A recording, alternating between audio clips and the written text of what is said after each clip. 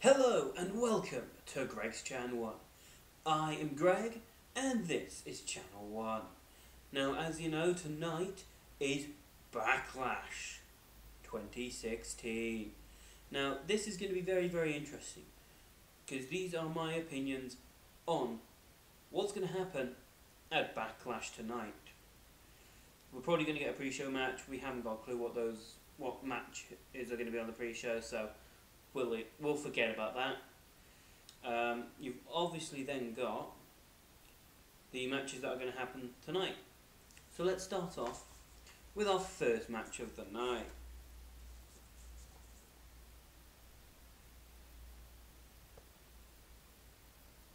Tag team tournament match. We are going to get the HiBro versus the Usos. That's going to be the first match. And you're probably wondering why I said HiBro. Now, if any of you watch Stephen Larson and their podcasts of Going in Raw, they came up with a hilarious idea that Mojo Rawley is actually just an imaginary friend of Zack Ryder.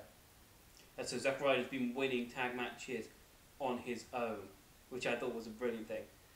And I kind of want to run with that as well, because I think it's brilliant. I think it's hilarious. Them versus the Usos. I think the Usos are going to just tear Zack apart. They're going to tear Zack and Mojo apart. It's going to be painful. You're going to see them cement themselves as heels, and it's going to be an easy win for the Usos. You know, they'll probably hit them with some kind of cool, fancy new finisher that's going to make everyone go, "Oh crap."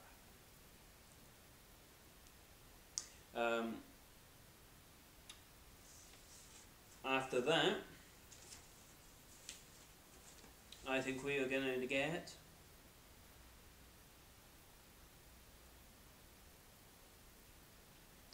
The Miz versus Dolph Ziggler for the Intercontinental Championship. Now, this is a match that I think is going to be really good, purely because I think this is where you've got to build The Miz. You have to build him and build up an intensity in him. Because obviously Daniel Bryan, with what he said on Talk of Smack, that there's no intensity, he's a coward, he's a lazy fighter, that kind of stuff. You have Miz pulling off his, as Daniel Bryan called it, soft WWE style, and no matter what he's pulling, he can't put Dolph away. No matter how hard he's trying with his soft WWE style, he can't put Dolph away. Maurice gets involved, can't put Dolph away. So Miz gets desperate. Miz does something more aggressive.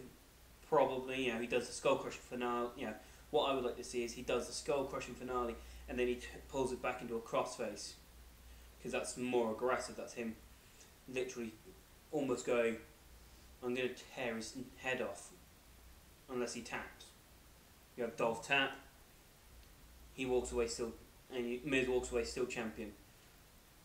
You have Dolph on the following Tuesday saying, "That's the intensity, Miz. Why can't you be like that?" Miz comes out and says, "Because I want to be here week in, week out. I don't want to get injured. I don't want to be on the shelf for 6 months to a year." And you can start building up where Daniel Bryan is saying, "You're still a coward." And you can slowly maybe turn Miz face, Daniel Bryan heel. Because that would work, I think. Anyway, after that, I think we go straight back to tag tournament between the Usos and Slater and Rhino. Now, no matter who wins, there's going to be a big payoff. If the Usos beat Slater and Rhino, they are going to get booed so badly out of the building, it's going to be worse than when Roman Reigns gets booed out of the building. And that's just for him showing up. So that's one thing. But I don't think that's going to happen. I think Slater and Rhino are going to win because of Jason Jordan. What's going to happen is, they're going to be tearing poor Slater apart. It's going to be like the typical, one guy gets beaten to hell, makes the hot tag, the other guy comes in and wins. Because that's kind of been what has happened with Slater and Rhino. Slater's taken all of the bumps, and then Rhino's come in and pretty much go 1, 2, 3 kind of thing. So I see Slater getting his ass absolutely handed to him by the Usos, and then Jason Jordan comes down, distracts the Uso that's on the outside, whichever one that may be, because I can't tell the difference. They're both Usos. Yeah, they're twins. And so you end up with, the Uso that's in the ring looks back, Slater tags in Rhino, turns back, go 1, 2, 3, and then if you really want, if it was only so then Slater could have his contract, you could then take it off from the following Tuesday night. Something as simple as that. Because obviously Rhino wants to be a politician. We'll soon see. Go Rhino, good luck. After that, I think we will then get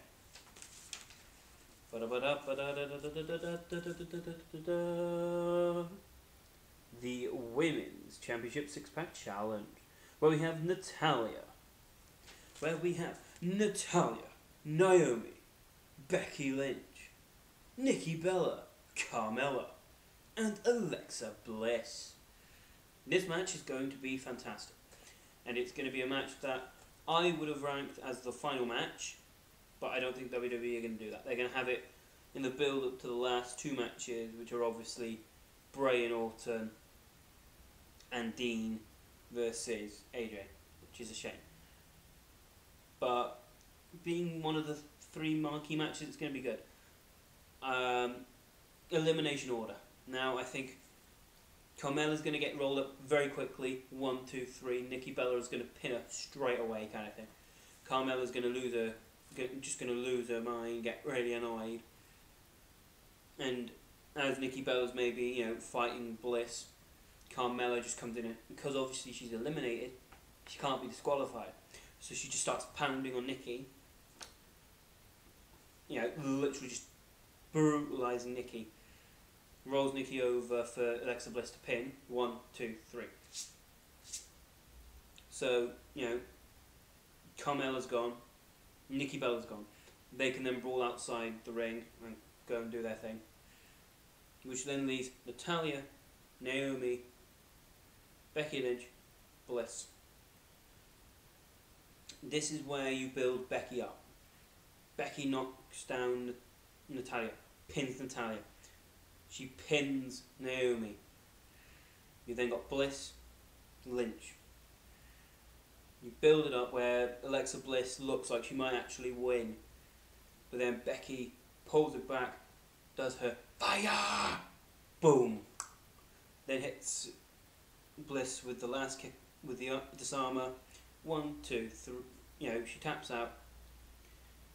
Your first woman's champion of Smackdown, Becky Lynch. You heard it here first. Thank you very much. Because, come on.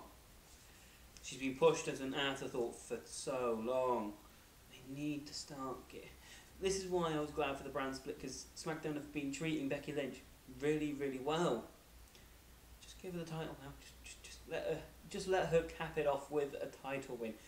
Please. Then we have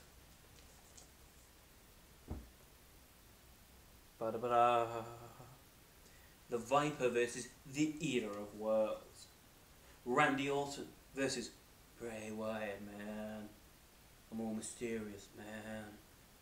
I'm gonna defeat you, Randy, man. Because you're a Viper, man. Love Bray. I think he's great. Bray, I want to win, but I think Orton's going to win. But I don't think the feud's over. I don't think the feud is going to be over at this match. Orton will beat him. And I think it should be done in a kind of way where you embrace Bray's strangeness. So you have Orton beat him. Orton, hits him with an RKO and pins him. You have like a back and forth match where Bray looks like he could win. Then Orton, 1 RKO, pin, 1, 2, 3. And as he slides out, because Orton's there going, ha ha ha ha, he looks up, and Bray Wyatt is just sat there staring at him, laughing. Yeah, it's just as he does. And then you can have on the following Tuesday, where, you know, Orton's like, I defeated Bray Wyatt, I am Randy Orton, Randy Orton, you know, trying to build himself as amazing. And Bray can then just come on the title and try and be like, you think you may have won, Randy, but you just added another extra voice to your head. The voice of Bray Wyatt. I'm Bray Wyatt, man. Just when you think you got rid of me, I am always here. Yeah, it does all this creepy stuff. And I think Bray should get involved in the Lesnar Orton match. Orton's getting his ass kicked, or quite close to the start. You know, Orton looks like he might win. You know, gets off to, you know, maybe he RKO's Lesnar straight up. Lights go out, lights come back up. Bray grabs him. Sister Abigail, lights out. Lesnar, because Lesnar's all about the money, all about the wins. 1, 2, 3, bye bye. And you can then build it up where almost like Bray's getting into Randy's head, because that would be fantastic. But I think we all know that Orton's going to win. I want Bray to win, but Orton's going to win. Bugger. And then the match that I'm not overly excited for, the main event for the WWE World Title. You got Dean Ambrose versus the phenomenal one, AJ Styles. Yeah. AJ wins clean. Even though AJ is the heel, you have him win clean.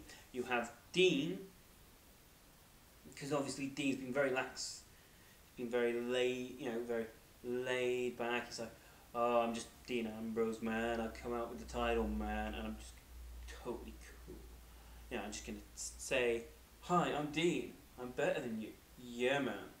I'm gonna go sit on commentary and just be boring. Because he's done nothing as the champion. It's exactly like what happened when he won the US Championship. When he was part of the Shield. He did nothing. He was dull. He was boring. Now, it was great because I wanted the world title on Smackdown. But Dean Ambrose, he'd been doing so well. Then he gets the title and he's dull as anything. I say AJ hits him with the Styles Clash. 1, 2, rolls him up. 1, 2, 3. Because obviously the Styles Clash can roll into a pin. You know, you have, hopefully Dean will put on a good match. You know, a couple of clotheslines. You know, Dirty Deeds maybe, or he goes for Dirty Deeds. AJ breaks out of it, sets him up for the Styles Clash. 1, 2, 3. Because then AJ can win the world title, the title he deserves. Because AJ is such a big pop at the moment. When he wins it, which I think he will, AJ wins the title, and you can then reinvigorate Ambrose. Just get Ambrose to it. I think Ambrose is better when he's chasing the title than when he's got it. That's just me. You have Dean chasing it because Dean kind of does the whole, okay, I was being lackadaisical, being champion. And because I didn't take AJ seriously, he took it from me. And you can use that as a storyline fuel. You know, where Dean is chasing the title because he realised he wasn't actually looking after the title. He wasn't really, you know, taking anyone seriously. That's what I thought. Let me know what you think in the comment section below. Give me a thumbs up or subscribe there or there. It's somewhere down there. Leave your opinions on what you think is going to happen at Backlash in the comment section below. Love it, guys. See you soon.